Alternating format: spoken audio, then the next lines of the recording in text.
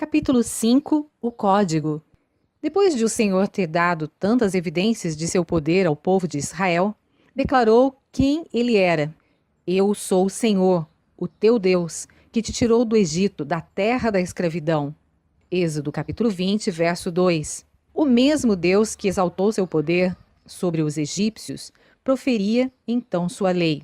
Não terás outros deuses diante de mim. Êxodo 20, verso 3. Não farás para ti imagem de escultura, nem semelhança alguma do que há em cima nos céus, nem embaixo na terra, nem nas águas debaixo da terra. Não as adorarás, nem lhes darás culto, porque eu sou o Senhor teu Deus, Deus zeloso, que visito a iniquidade dos pais nos filhos, até a terceira e quarta geração daqueles que me aborrecem, e faço misericórdia até 1000 gerações daqueles que me amam e guardam os meus mandamentos. Êxodo 20, versos 4 a 6. Não tomarás o nome do Senhor teu Deus em vão, porque o Senhor não terá por inocente o que tomar o seu nome em vão. Êxodo 20, verso 7. Lembra-te do dia de sábado para o santificar.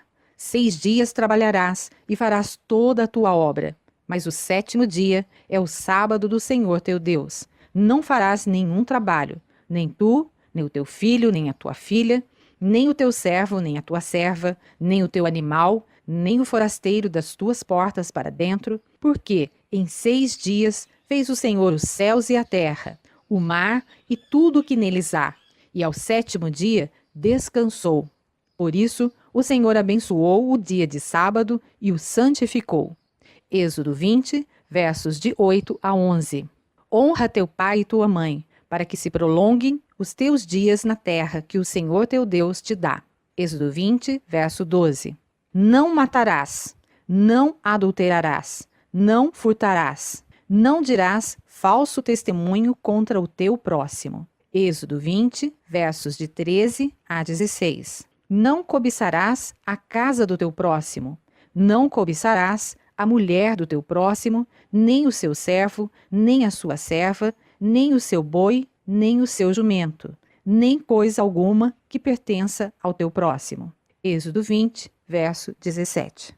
O primeiro e segundo mandamentos pronunciados por Deus são preceitos contra a idolatria. Esta, se praticada, levaria as pessoas longe no pecado e na rebelião, e resultaria em oferta de sacrifícios humanos. Deus queria proteger seus filhos contra qualquer aproximação de tais sacrifícios. Os primeiros 4 mandamentos foram dados para mostrar aos seres humanos seus deveres para com Deus. O 4º é o elo entre o grande Criador e seus filhos. O sábado foi dado especialmente para benefício do ser humano e para a honra de Deus. Os últimos 6 preceitos mostram o dever para com os semelhantes. O sábado é um sinal entre Deus e seu povo para sempre. Este é o sinal. Todos os que observam o sábado mostram com isso serem adoradores do Deus vivo, o Criador dos céus e da terra. O sábado deve ser um sinal entre Deus e seu povo, evidenciando que ele tem um povo na terra que o serve. Vendo-se o povo diante dos trovões e dos relâmpagos, e do som da trombeta e do monte fumegando, todos tremeram assustados, ficaram à distância e disseram a Moisés: Fala tu mesmo conosco e ouviremos, mas que Deus não fale conosco, para que não morramos. Moisés disse ao povo: Não tenham medo, Deus veio prová-los, para que o temor de Deus esteja em vocês e os livre de pecar. Êxodo 20, versos 18 a 20.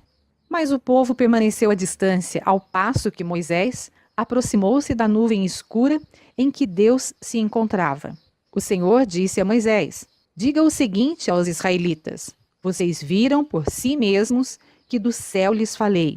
Êxodo 20, versos 21 e 22. A majestosa presença de Deus no Sinai, os tremores ocasionados na terra por sua presença e os tremendos trovões e relâmpagos que acompanharam essa manifestação de Deus impressionaram a mente do povo. Tais foram o temor e a reverência para com sua sagrada majestade, que o povo instintivamente se afastou da terrível presença de Deus, temendo não poder suportar sua resplandecente glória. O Código Eterno. A lei de Deus existia antes de o ser humano ser criado. Os anjos eram governados por ela. Satanás caiu porque transgrediu os princípios do governo de Deus. Depois que Adão e Eva foram criados, Deus os fez conhecer sua lei. Ela não estava escrita, mas foi exposta a eles pelo Criador. O sábado do quarto mandamento foi instituído no Éden. Após fazer o mundo e criar o ser humano, Deus separou o sábado para ele mesmo Deus. Depois do pecado e da queda de Adão, nada foi tirado da lei de Deus. Os princípios dos 10 mandamentos existiam antes da queda e eram compatíveis com a condição dos seres santos. Depois da queda, os princípios desses preceitos não foram mudados, mas foram dados preceitos adicionais que se ajustavam à condição do ser humano em seu estado decaído. Estabeleceu-se então um sistema que exigia o sacrifício de animais para conservar diante das pessoas aquilo que a serpente havia feito Eva descrer, que a penalidade da desobediência é a morte. A transgressão da lei de Deus tornou necessário que Cristo morresse como sacrifício e, assim, abrisse caminho para o ser humano escapar da penalidade e ainda preservar a honra da lei de Deus. O sistema de sacrifícios devia ensinar ao ser humano a humildade em vista de sua condição decaída e conduzi-lo ao arrependimento e à confiança somente em Deus, por meio do Redentor prometido. Com isso, alcançaria perdão de sua transgressão da lei divina. Se a lei de Deus não tivesse sido transgredida, jamais haveria a morte, nem seriam necessários preceitos adicionais para se ajustar à condição humana decaída. Adão ensinou a seus descendentes a lei de Deus, a qual foi transmitida aos fiéis através de sucessivas gerações. A contínua transgressão da lei divina atraiu o dilúvio sobre a terra. A lei foi preservada por Noé e sua família, que, por viverem de forma justa, foram salvos na arca por um milagre de Deus. Noé ensinou os 10 mandamentos a seus descendentes. Desde Adão, o Senhor preservou para si um povo em cujo coração estava sua lei. Sobre Abraão, ele disse: Ele, Abraão, me obedeceu e guardou meus preceitos, meus mandamentos, meus decretos e minhas leis. Gênesis 26, verso 5. O Senhor apareceu a Abraão e declarou: Eu sou o Deus Todo-Poderoso. Ande segundo a minha vontade e seja íntegro. Estabelecerei a minha aliança entre mim e você e multiplicarei muitíssimo a sua descendência. Gênesis 17, versos 1 e 2. Estabelecerei a minha aliança como aliança eterna entre mim e você e os seus futuros descendentes para ser o seu Deus e o Deus dos seus descendentes. Gênesis 17, verso 7. Escrita em tábuas de pedra. Para que seu povo tivesse completa consciência da lei, o próprio Senhor decidiu descer sobre o Sinai, envolto em glória e circundado por anjos. Assim, do modo mais sublime e impressionante, ele revelou sua lei dos 10 mandamentos. Não confiou seu ensino a ninguém, nem mesmo aos anjos, mas proclamou ele mesmo sua lei aos ouvidos de todo o povo. Ele nem mesmo a confiou à curta memória de um povo que era propenso a esquecer as exigências, mas escreveu-a com seu próprio dedo sobre tábuas de pedra. Eles ficaram prevenidos de toda possibilidade de misturar qualquer tradição aos santos preceitos ou de confundirem as exigências divinas com as práticas humanas. Então, Deus se aproximou ainda mais de seu povo, que era bastante predisposto a se desviar do caminho. Ele não quis deixá-lo meramente com os 10 preceitos do Decálogo. Deus ordenou que Moisés escrevesse juízos e leis à medida que falava, dando instruções minuciosas quanto ao que ele exigia que cumprissem, e assim fossem protegidos os 10 preceitos que havia gravado nas tábuas de pedra. Essas instruções e exigências específicas foram dadas para atrair o transgressor à obediência à lei moral. a qual ele era tão propenso a violar. Se o povo de Deus tivesse obedecido aos princípios dos 10 mandamentos, não teria sido necessário dar a Moisés instruções específicas, que ele escreveu em um livro, relativas ao dever para com Deus e de uns para com os outros. As instruções específicas que o Senhor deu a Moisés quanto à obrigação do povo, uns para com os outros e para com os estrangeiros, são os princípios dos 10 mandamentos simplificados e enunciados de maneira clara, de modo que eles não precisavam errar. O Senhor instruiu Moisés claramente quanto aos sacrifícios cerimoniais, que deviam cessar por ocasião da morte de Cristo. O sistema de sacrifícios simbolizava a oferta de Jesus como um cordeiro sem defeito. A tenda do deserto. O tabernáculo em Israel foi feito de acordo com a ordem de Deus. O Senhor providenciou pessoas e as habilitou com aptidões mais do que naturais a fim de realizar esse trabalho complexo. Nem a Moisés, nem aos artistas foi permitido planejar a forma e a arte da construção. Deus mesmo idealizou o plano e o apresentou a Moisés, com instruções específicas quanto a tamanho, forma e material a ser usado, e especificou cada peça do mobiliário que devia ser feita. Apresentou a Moisés um modelo em miniatura do santuário celestial e lhe ordenou que fizesse todas as coisas, segundo o exemplo que lhe havia sido mostrado no monte.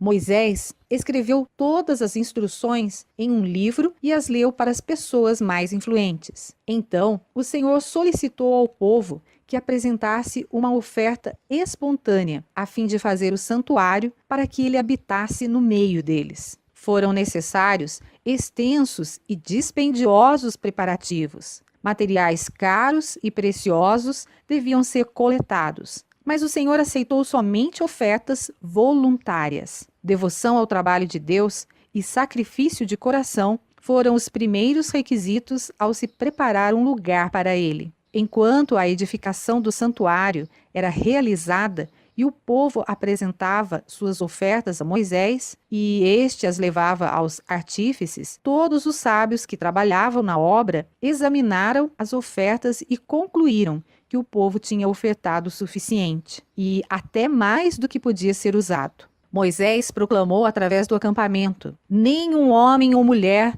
deverá fazer mais nada para ser oferecido ao santuário. Assim, o povo foi impedido de trazer mais. Êxodo capítulo 36, verso 6. Um edifício para Deus encontrar seu povo deve ser planejado cuidadosamente. Deve ser confortável, limpo e funcional, pois é para ser dedicado e apresentado a Deus. O Senhor é convidado a habitar nessa casa e torná-la sagrada com sua santa presença. Deve-se ofertar ao Senhor o suficiente e de forma voluntária, a fim de que liberalmente se conclua o trabalho, e então os construtores possam dizer: não tragam mais ofertas. De acordo com o modelo. Depois que a construção do tabernáculo foi completada, Moisés examinou todo o trabalho. Ele o comparou com o modelo e com as instruções recebidas de Deus e viu que tudo estava de acordo com o que lhe havia sido mostrado. Então, abençoou o povo. Deus deu o modelo da arca a Moisés, junto com instruções especiais sobre como devia ser feita. A arca era para conter as tábuas de pedra, nas quais Deus havia gravado com seu próprio dedo os 10 mandamentos. Tinha a forma semelhante à de um baú e estava revestida de ouro puro por dentro e por fora. Era ornamentada com uma espécie de coroa de ouro ao redor da parte superior. A cobertura dessa caixa sagrada era o propiciatório, feito de ouro maciço. De cada lado do propiciatório estava erguido um querubim, também de ouro puro e maciço. Suas faces estavam voltadas uma na direção da outra e olhavam reverentemente para baixo na direção do propiciatório. Eles representavam os anjos celestiais olhando com interesse e reverência para a lei de Deus depositada na arca, no santuário celestial. Esses querubins tinham asas. Uma asa de cada anjo estendia-se para o alto, enquanto a outra asa de ambos cobria seu corpo. A arca do santuário terrestre era uma réplica da verdadeira arca no céu. Lá, ao lado da arca celestial, permanecem anjos vivos, um em cada extremidade, e cada um deles, com uma asa estendida para o alto, cobre o propiciatório, enquanto a outra asa se dobra sobre o corpo, em sinal de reverência e humildade. Foi requerida de Moisés que colocasse as tábuas de pedra na arca do santuário terrestre. Foram chamadas tábuas do testemunho, e a arca foi chamada a arca do testemunho, porque continha o testemunho de Deus nos 10 mandamentos. 2 compartimentos. O tabernáculo era composto de 2 espaços, separados por uma cortina ou véu. Todo o mobiliário era feito de ouro maciço ou recoberto de ouro. As cortinas tinham uma variedade de cores, formando uma belíssima combinação. Nessas cortinas foram bordados com fios de ouro e prata querubins, que deviam representar o exército angelical ligado ao trabalho do santuário do céu, composto por anjos que ministram aos santos na terra.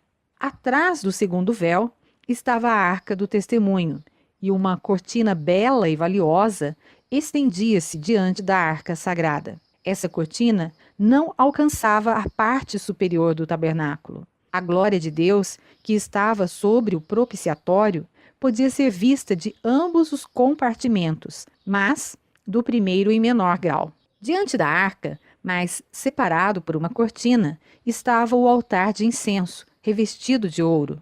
O fogo sobre esse altar havia sido aceso pelo próprio Senhor. Era mantido de forma solene e alimentado com santo incenso, o qual enchia o santuário com uma fumaça perfumada, dia e noite. Essa fragrância se estendia por quilômetros ao redor do tabernáculo. Quando oferecia o incenso diante do Senhor, o sacerdote olhava para o propiciatório. Muito embora não pudesse vê-lo, sabia que estava ali. E enquanto a fumaça do incenso subia, a glória do Senhor descia sobre o propiciatório e enchia o lugar santíssimo. Era visível no lugar santo e frequentemente enchia ambos os compartimentos, de modo que o sacerdote se via impedido de oficiar e obrigado a permanecer à porta do tabernáculo. O sacerdote, no lugar santo, dirigindo pela fé sua oração ao propiciatório, o qual não podia ver, representava o povo de Deus erguendo suas orações a Cristo diante do propiciatório no santuário celestial. Eles não veem seu mediador com os olhos físicos, mas com os olhos da fé contemplam Cristo diante do propiciatório. Dirigem a ele suas orações e confiantemente reivindicam os benefícios de sua mediação. Esses compartimentos sagrados não possuíam janelas para receber luz. O castiçal, feito do mais puro ouro, era conservado aceso noite e dia e proporcionava luz a ambos os espaços. A luz das lâmpadas do castiçal refletia sobre as tábuas revestidas de ouro em ambos os lados do tabernáculo, sobre os sagrados móveis e sobre as cortinas de belas cores com querubins bordados com fios de ouro e prata. O cenário era glorioso e indescritível. Nenhuma linguagem consegue descrever a beleza, o encanto e o esplendor sagrado que esses compartimentos apresentavam. O ouro do santuário refletia as cores das cortinas, semelhantes às diferentes cores do arco-íris. Somente uma vez por ano, o sumo sacerdote podia entrar no lugar santíssimo, depois de um preparo bastante cuidadoso e solene. Nenhum olho humano, exceto o do sumo sacerdote, podia ver a grandeza sagrada desse compartimento, porque era o lugar especial de habitação da glória visível de Deus.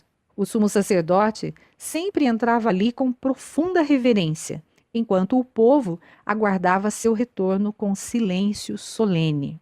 Seu desejo mais fervoroso era que Deus os abençoasse.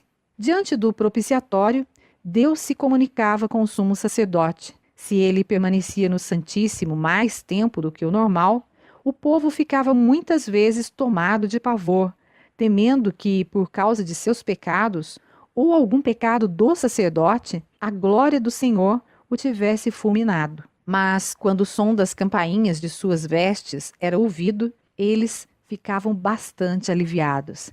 Então ele saía e abençoava o povo. Depois que o trabalho do tabernáculo foi concluído, a nuvem cobriu a tenda da congregação e a glória do Senhor encheu o tabernáculo. Moisés não podia entrar na tenda da congregação, porquanto a nuvem ficava sobre ela e a glória do Senhor enchia o tabernáculo. Êxodo 40, versos 34 e 35. Pois a nuvem do Senhor estava de dia sobre o tabernáculo e o fogo estava de noite sobre ele, perante os olhos de toda a casa de Israel, em todas as suas jornadas. Êxodo 40, verso 38. O tabernáculo tinha sido construído de modo que pudesse ser desmontado e levado com os israelitas em todas as suas viagens.